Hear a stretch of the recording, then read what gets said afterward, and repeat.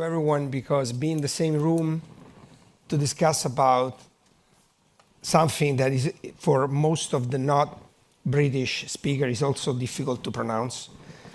It's a job, right? And thanks for VMware to organize to Forum Europe. What I would like to share with you today, and I want to start with the conclusion of Sylvain, right? And the question related to who is the CIO that decide, who's give the flag to say, let's go, let's do the sovereignty, and what is the definition? So we in Telecom Italia, we have decided to do this because we had two main challenges in the last 3 years that draws us into this. One is the creation of the Italian cloud for government. So we had to take some decision together with the minister and the government about to design a cloud where the government is in control. So follow rules that has not been written yet, okay? And the second one is try to give the sense to our customer that we are able to control or to work with the major hyperscaler and players in the market. And the last was how to use our infrastructure, so the network and the data center we have in this context. So these three challenges we had during the last 3-4 years, and that's why we have built a sovereign offer for the government and for the private sector, even though the legislation is not yet clear or defined. And I want to share this journey with you. Before starting, a couple of words on Team. Team is in the cloud since 2008 with a service that the name was Nuvola Italiana. Nuvola means cloud, the Italian cloud. Nuvola Italiana since 2008, and then we arrived to have more than around 14,000 customers so far with all the level. We have been in 2019 up to 12% of the Italian market of the cloud. Now it's changing the balance, but very well defined. So adding this sovereignty control into this conversation for us was absolutely simple to explain to our customer, but difficult to run. And the questions are two major questions. The sovereignty control, who pay for it? And do we need to apply the sovereign control to every single cloud offer we have? And the second one, is a sovereign control a revenue for me or a new revenue for the hyperscaler and the provider? Because one question that we got from the government was, okay, you are telling me that you are going to deliver a sovereign control on top of the existing cloud services. How much is going to pay? How much the government institution is going to pay for this? Because if it's around 15-20% more, is acceptable for the GDP of the countries and the expenditure of the government and everything. But if it's 55% more, if it's 100% more to have sovereign control, is it worth to do it? So this 20%, in my humble opinion, is the value of the sovereign market in this moment. So if we're going to sell $1 billion of cloud and this billion will be with sovereign control, the value that the market is accepting to pay is 20% of this on top to provide sovereign control. This is my gut feeling and the reaction with the first experience with the government cloud. So in which way we did this? So different slides has been proposed so far. And just to share with you the challenge that we have. So Sylvain went through this operational, software, and data. These three elements of the sovereignty, right? We have operational control that we need to deploy. We have software sovereignty. We have data sovereignty. As you notice, in the data sovereignty, it's not about locality. And this is another thing I want to share with you, and you know much better than me maybe, but you need to be able to provide solution to the three dimensions of the data: the residencies, the sovereignty, and the locality. Residency is about where the data is created and which legislation you need to comply with. The sovereignty is who's controlling localities where the data is stored. And we are in Europe, even though Telecom Italia is an Italian company, so we need to give this freedom to every single company around. What I put on top, on the right side of the slides for you, yes, is the right side, yes. You see ordinary, critical, and strategic data. This is another thing I want to share with you of a challenge and what we are missing in this moment. Who decide that a certain workload need to run under sovereignty control? Who decide that this workload, named A in my organization, need to have a sovereign control, cannot run on ordinary data, cannot run without any external key management or cryptography system? Who's decide this? In Italy, the cybersecurity agencies define this through a classification of data. Ordinary data, critical data, and strategic data. Ordinary data can run in every single cloud or places you want. Critical and strategic need a sovereign control that is about network, cryptography and external key management, operational control, and is about data control for the data layer. This has been for us the lighthouse to offer to the public administration the different services and decide what is the premium level of all this. I want to back to the network for a second part. The networking part is important. Most of the hyperscalers believe that, they give me as a Telecom Italia, to my operation, control of what they're doing. I don't know if Silvano or who else talk about transparencies, right? I give you visibility even more. You certify your people, you know what is happening under the hood. But in the reality, what I want is having control of the network traffic. I need the root access to the network traffic. I need to have the red button, to click the red button and disconnect everything. This is another key element that I put on the table to design the government cloud in Italy. Have the network access and the red button for the access.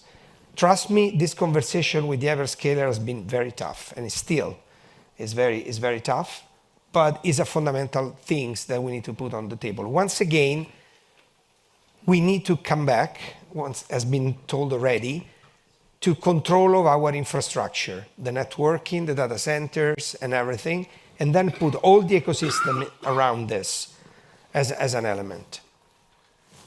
Another element of this slide that is relevant for us is all these flavors. All these flavors, I don't know if that is happening in different countries, but in Italy for sure, is not well defined for the customer itself. So the customer understand if it's in the level strategic, critical, and ordinary just when they apply for it. So they don't know in advance. That means you need to deliver a flexible solution that is capable to adapt the level of sovereignty control depending upon which level the cybersecurity agencies provided to the data that the customer have. So this is another element. So you cannot think about sovereignty control like a segregation. That data center in that city have the sovereignty control, everything else is not under sovereign control. You need to run a security sovereign control that is flexible to be adjusted and add the level of sovereignty control difference based on the classification you have. So we have built a framework together with hyperscaler, together with VMware, together with the playing with open source, that is pretty much summarizing this in the slides. The first thing of our strategy was create a digital sovereign management, external key management. So we have a dedicated places where we are running a key management system completely external from the players, hyperscaler, vendors, or other things, independently managed outside this. 4 data center in 2 main cities in Italy with high-speed connectivity, very low latencies, because every data, every transaction need to be encrypted, not cached, encrypted outside. the hyperscaler. And definitely we have defined a layer of data sovereignty that is about transparencies, is about confidential computing. We put together those technology under control of our operational team, right? And we would like to provide also the capability to interconnect and to disconnect potentially the cloud provider using as much as possible the open source software that cannot be at the infrastructure as a service level. The question about the open source, my personal opinion, forget about infrastructure as a service because, too many standards around there. I see that once our customer move on platform as a service, on microservices, maybe we can discuss about interoperability. But the infrastructure as a service is a disaster in this moment. On the interconnection, one thing I want to share with you. I'm coming from a telco company. And when I have this conversation with my team, they say, we already have interconnection. Come on, there is a router out there on the street where we interconnect Google, Oracle, Amazon, Facebook, Meta, whatever. There is an interconnection mix in the two different cities. It's already interconnected. What the hell you want? I wanted something different, and that's what we have implemented. An interconnect application level controlled by the cloud, where yes, we interconnect with the low latencies, high-speed connectivity, all the providers. But more important, we give to the customer the possibility, / the government to control the application flow. So if a customer is running in one cloud and is running another cloud, would like to connect, they can pass by our interconnect node where the application traffic is managed, not the routing between different hyperscalers. Because the routing between different hyperscalers can land and bring the data everywhere in the world. We cannot control the backbone of the hyperscaler. Once we connect them directly from the, sorry for the technical definition, the VPC, the virtual private clouds, we connect the various virtual private clouds of the customer to a centralized node where we control the traffic, we definitely control and manage the traffic in all sense. Capability to go low latencies, but also capability to understand what is happening left and right.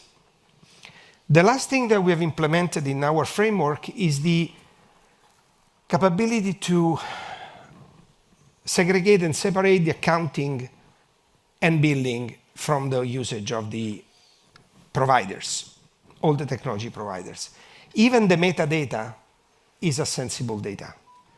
The fact that an organization is using a certain service is already a data. If an organization like the custom service in Italy is using facial recognition for a service, the fact that he's using this service in a hyperscaler is already an information, very valuable. So we need to mask the billing and the accounting towards the providers. Could be an hyperscaler, could be a vendor, could be whoever. And why could be a vendor? In this evolution of sovereignty, we have also changed the way that we acquire the technologies. We move from a model where we buy stuff and we deliver to a model where we would like to have with vendor a joint responsibility, a joint model where we pre-provision the stuff to have the cloud experience. That means that we need to be in control also of the value chain and what is happening with them because there is a shared responsibility out there. All this control framework we apply now for the government cloud, where we have 5 services, but we are providing also for the private sector, okay? So we got a lot of feedback into positive feedback from the customer, but in the private sector, back to the first question. Do I need to run my entire IT into this, or is a portion of it? And who decide to? No, which one? Maybe I need to not walk again. I need to stop. Well, this is an oversimplification of the entire framework integrated with the networking, with the sovereign cloud control, and the connection that we are giving, or even to external public service provider, right? In Telecom Italia, we are lucky because we have some of those players running in our data center. And so we can control the latencies and so on. On this model, we are now adding the edge services. On the edge service, I have my personal strong opinion. There is a dictionary or a semantic problem with the edge. I'm a telco provider, and we have a edge of our cloud, or our network. That edge node needs just to provide access. The edge that we need to control are the nodes where we run our service. So we need to split the offer between the access that we need to provide because we need to give service to everyone, and we need to give access to everyone, right? If an automotive company is making a deal with one of the hyperscaler for self-driving car, and they ask me for 100 nodes in Italy to help the cars to be driven, what I should say, no. So I need to, as a telco operator, I should say, no, I'm in favor of this automotive player A and not the B, because I had a deal with Google or with Azure or with Oracle or with VMware. I need to provide access to everyone. And this is one element of the edge, the 1,000 nodes and so on. There is another element where the edge is neither for my service or the service that we decide to deliver together as a cloud provider. Those are two different elements of the equation that if we put in the same system, we made a huge mistake. Edge is an access node, but it's also a place where we need to run our service. The real question that most of people has is, which kind of service are running on edge? I don't have enough use cases to run on edge, maybe. But in terms of access, is a different story. So we are adding the edge to this picture. The edge defined as a service edge, where we run our service close to the customer. I think that's it. Really now, I was the last before the lunch, so seriously, the Italian lunch at this point. Really, thanks. I really would like to share what we did, and it's not right. It's not 100% covered by the existing law, but it was the first step, taking what we have to deliver a solution right now. Thank you. Thank you.